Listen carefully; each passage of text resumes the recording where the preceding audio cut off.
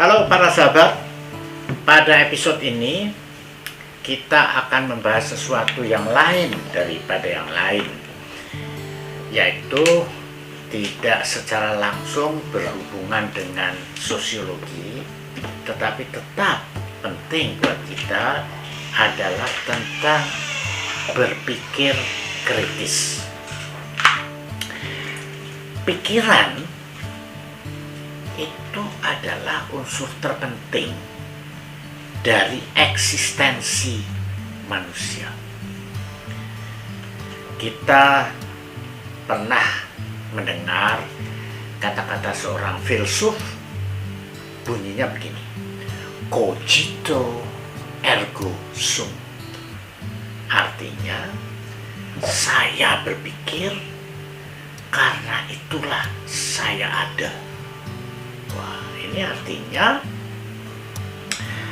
berpikir itulah yang menyebabkan seorang manusia itu menjadi manusia.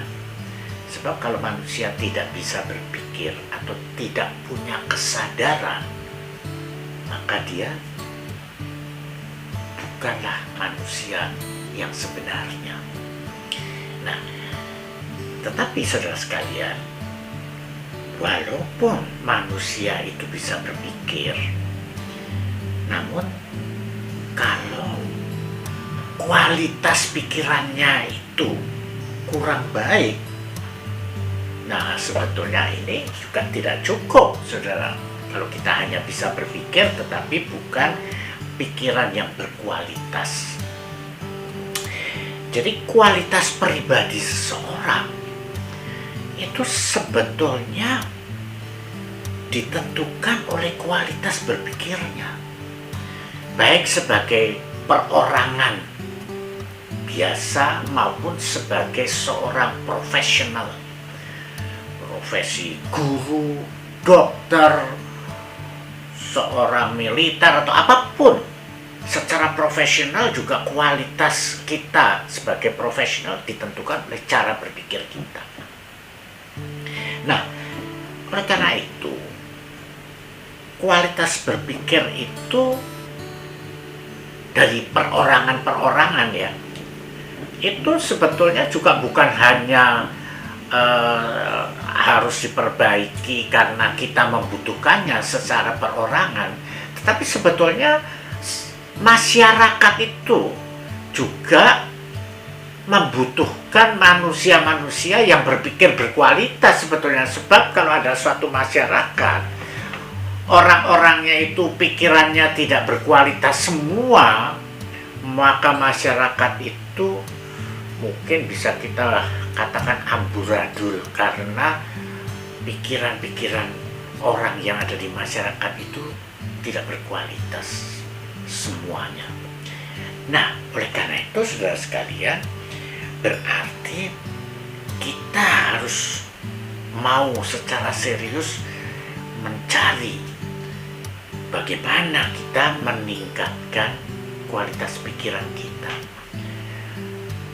Pikiran yang berkualitas tidak selalu otomatis dimiliki oleh orang yang gengsinya tinggi, yang kedudukannya tinggi. Tidak selalu.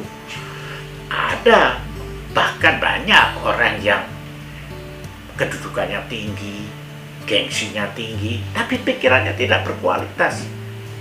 Jadi kalau ada pikiran tidak berkualitas, pikiran itu akan menimbulkan masalah bagi orang yang bersangkutan. Oke, nah sekarang kita akan masuk kepada apa yang disebut berpikir kritis. Ya. Jadi berpikir kritis itulah sebetulnya berpikir yang berkualitas. Tetapi apa artinya berpikir kritis itu? Saya pernah mengambil suatu pelajaran, semacam kursus begitu pada seseorang suhu gitu ya, berpikir kritis. Di Amerika, orang itu namanya Richard Paul. Richard Paul ini mengatakan, atau bukan mengatakan, dia menanyakan bahkan kepada orang yang ikut kursusnya itu, saudara sekalian, apa yang dimaksud dengan berpikir kritis? Wah, secara cepat kemudian kita menjawab, berpikir kritis adalah kita bisa melihat atau mendengar pikiran orang lain atau mendengar kata-kata orang lain, lalu kita mencari di mana kekurangannya, lalu kita kritik orang itu. Jadi berpikir kritis adalah kemampuan mengkritik orang lain. Wah, kalau begitu kita membutuhkan kepandaian ya, pengetahuan yang banyak supaya kita bisa menjadi orang yang bisa berpikir kritis terhadap orang lain. Itu jawaban kita, tetapi Richard Paul mengatakan bahwa tidak, berpikir kritis itu adalah bagaimana kita kritis terhadap pikiran kita sendiri. Nah, jadi menurut Richard Paul, sebelum kita itu bisa mengkritik orang lain, nomor satu yang paling penting adalah mencoba mengkritisi pikiran kita sendiri. Sebab ternyata sumber-sumber ketidakberesan itu dari suatu pikiran itu ada di dalam pikiran kita sendiri. Dan itu siapa yang akan memeriksa? Bukan orang lain, tetapi harus kita sendiri memeriksa pikiran kita. Oleh karena itu, orang yang ingin berpikir kritis itu harus memprioritaskan ya, pemeliharaan dari kualitas pikirannya dan memeriksa pikirannya. Nah, ini kegiatan ini harus menjadi prioritas orang yang ingin berpikir kritis. Bahkan Richard Paul mengatakan kata-kata yang agak cukup membingungkan sebetulnya. Dia mengatakan begini, take your thinking apart. Keluarkanlah pikiranmu dari dirimu, lalu periksalah seperti apa kualitas pikiranmu itu. Jadi, nah ini kan hanya sebagai suatu metafor ya. Artinya berarti Richard Paul menginginkan kita bersungguh-sungguh. Apa yang ada di dalam pikiran kita ini bisa nggak kita keluarkan untuk bisa kita lihat, bisa kita periksa. Nah, itu adalah berpikir kritis. Nah, sekarang saudara sekalian, tentang memeriksa pikiran, ya, memeriksa pikiran kita itu sebetulnya kita sudah sering mendengar ya, orang melakukan pemeriksaan pikirannya sendiri. Apakah dengan meditasi, apakah dengan apa ya, itu sudah kita sering dengar. Cuma kapan kita mengecek pikiran kita? Nah, kalau orang yang boleh dibilang lumayan baik ya, biasanya dia punya kebiasaan setiap malam sebelum tidur dia berusaha untuk merenung sebentar tentang pikiran dia. Wah, ini udah bagus sebetulnya. Dia cek pikiran dia sehari ini tadi. Saya sudah berpikir apa, di mana salahnya dan sebagainya.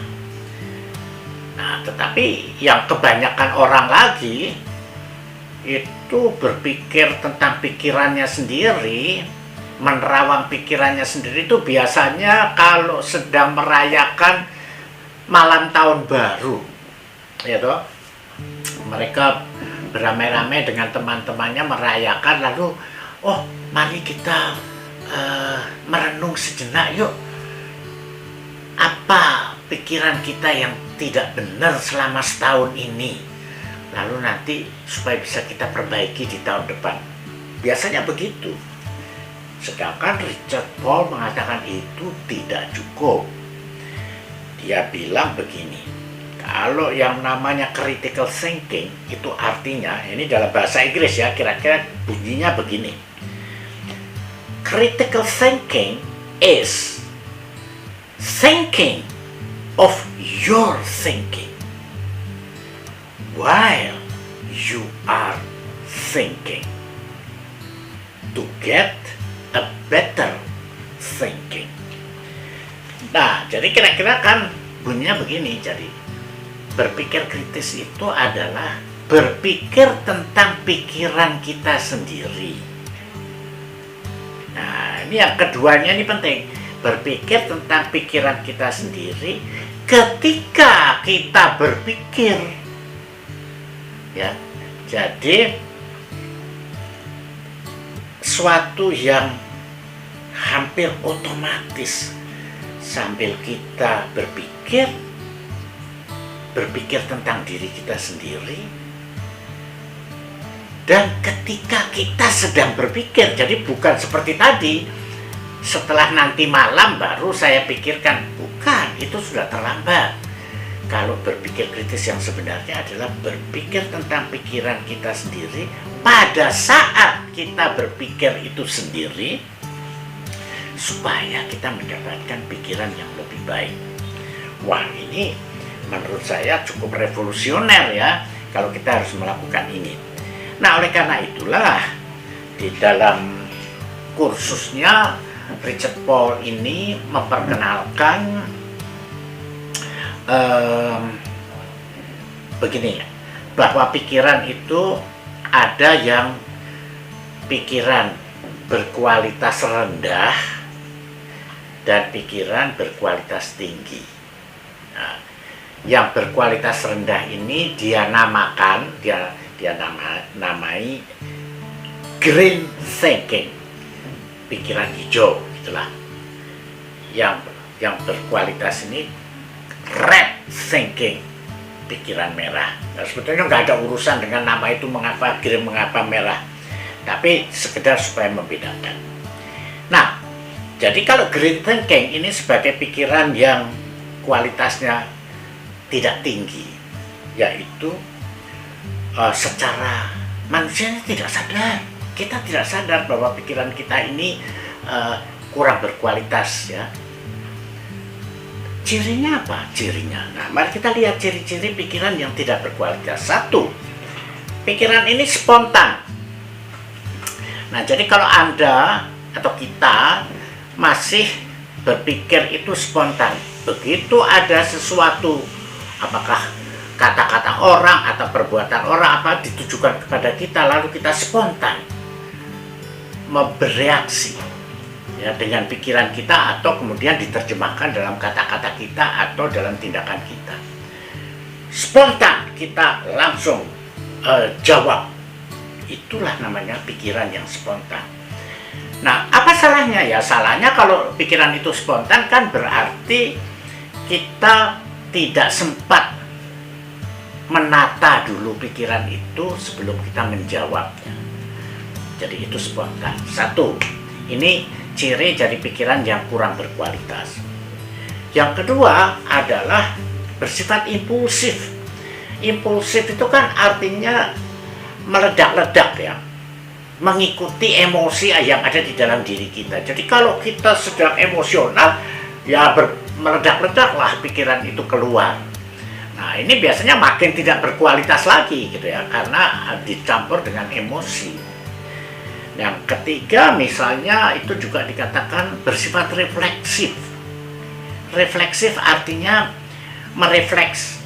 Refleks itu artinya mengembalikan ya, apa yang dikatakan orang lain dikembalikan kepada orang lain itu gitu ya. Jadi kalau dikatain yang jelek ya langsung dikembalikan dan seterusnya. Jadi dia reflektif pikirannya, tidak dimasukkan dan dipikir dulu, tapi langsung ditendang lagi keluar pikiran tanggapan itu.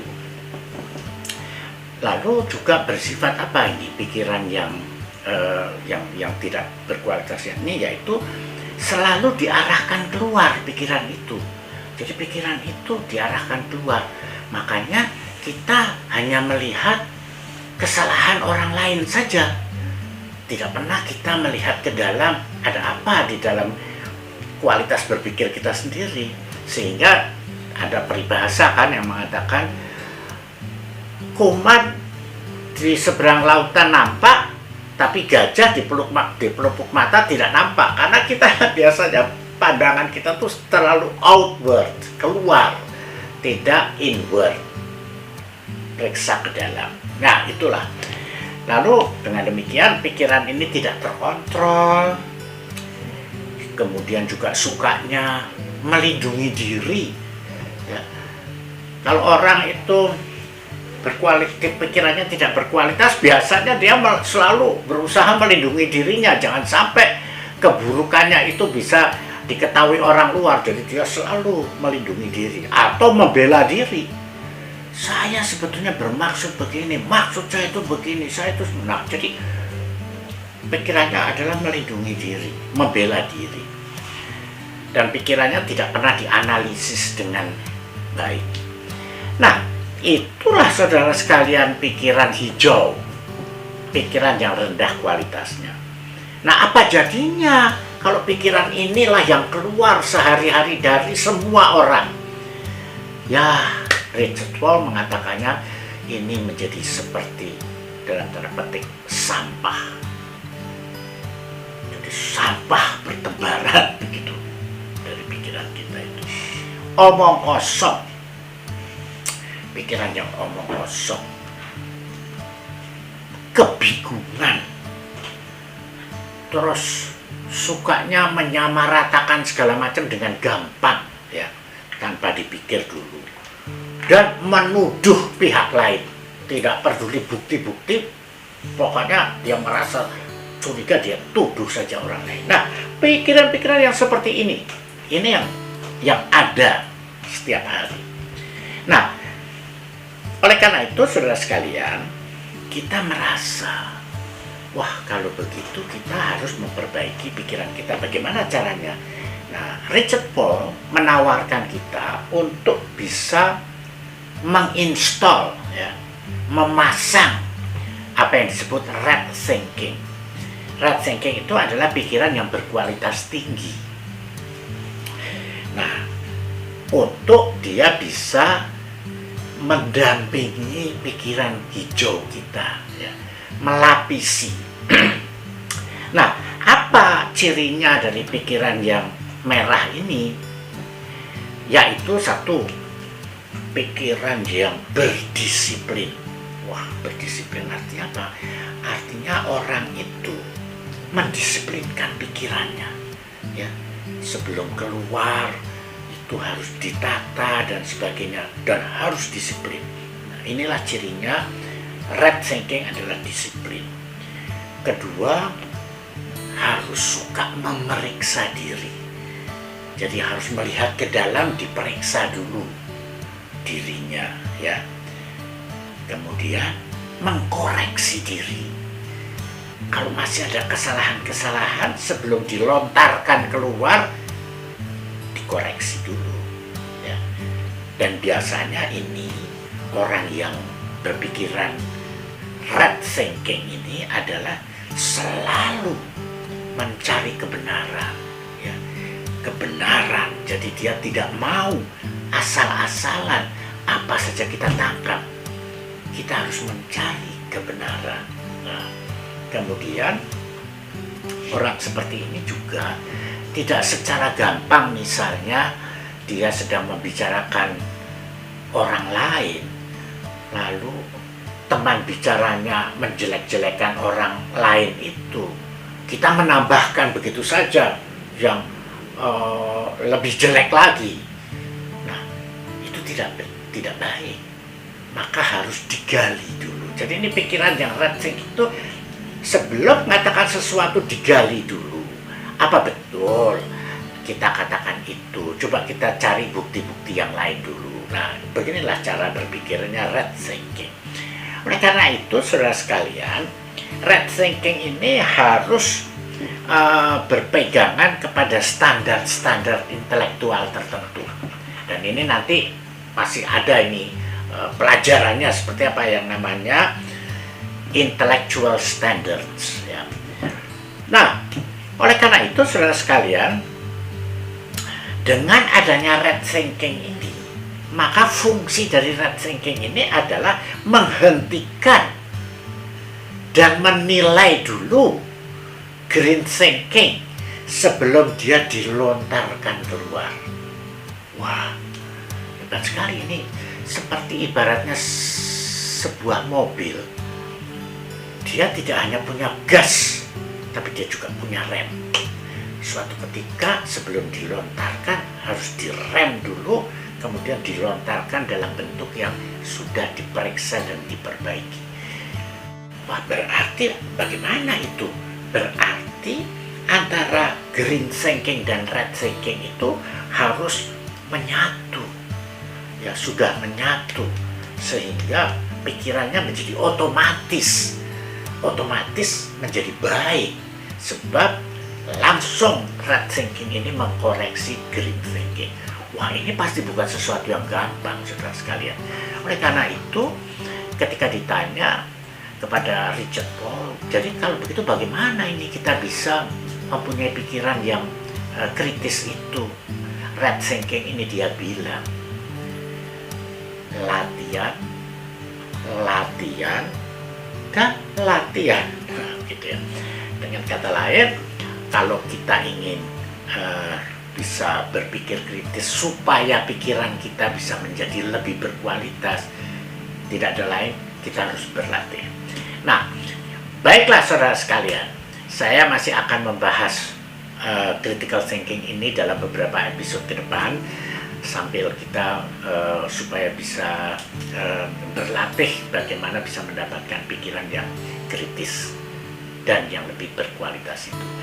Terima kasih atas perhatian yang diberikan. Sampai jumpa.